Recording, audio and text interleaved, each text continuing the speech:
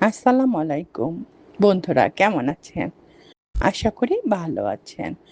আপনার টবের পেয়ারা গাছগুলো বড় হয়েছে, ফুল আসছে, কিন্তু ফল সেট হচ্ছে না। আবার পাতাগুলোর সাইডগুলো হলুদ হয়ে যাচ্ছে।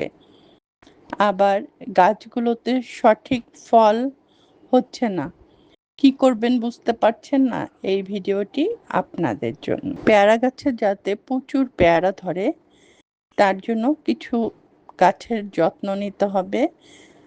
এখন আমি গাছের যত্নের কিছু টিপস আপনাদের সাথে শেয়ার করছি। আমাদের পেয়ারা গাছগুলো মনে রাখতে হবে নতুন ডালেই পেয়ারা হয়। এজন্য পেয়ারা হওয়ার সাথে সাথেই ডালগুলো ৪ পাতা উপরে হলেই ছেঁটে দিতে হবে। বছরে একবার গাছ রিপোর্টিং করতে হবে। আর যদি ওই পটেই রাখতে চান তবে কিছু মাটি ফেলে নতুন মাটি দিতে হবে।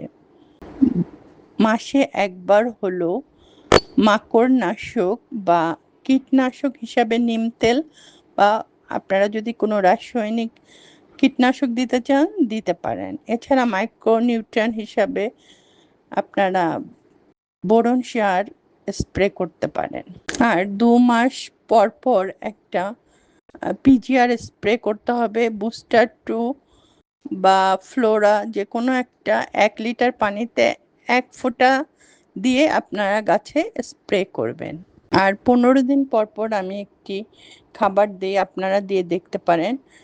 শুকনো কলার খোসা, পেঁয়াজের খোসা আর চাল ধোয়া পানি আমি ৩ দিন ভিজিয়ে রেখে সেই পানিটা ১৫ দিন পর পর আমার পেয়ারা গাছে দেই। পেয়ারা গাছটা সারা বছর কিছু না কিছু ফল দেয়। আর পেয়ারাগুলো গুটি বাঁধার পর আমি একটি নেটের ব্যাগ দিয়ে পেয়ারাগুলো ঢেকে দিই। এতে পোকামাকড়ের আক্রমণ হয় না আর পেয়ারাগুলোর কালারও খুব সুন্দর হয়। আপনারা করে দেখতে পারেন।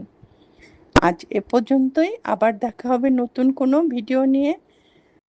আর ভিডিওগুলো যদি আপনাদের ভালো লাগে বা উপকারে আসে সাবস্ক্রাইব করার অনুরোধ রইল। আল্লাহ হাফেজ।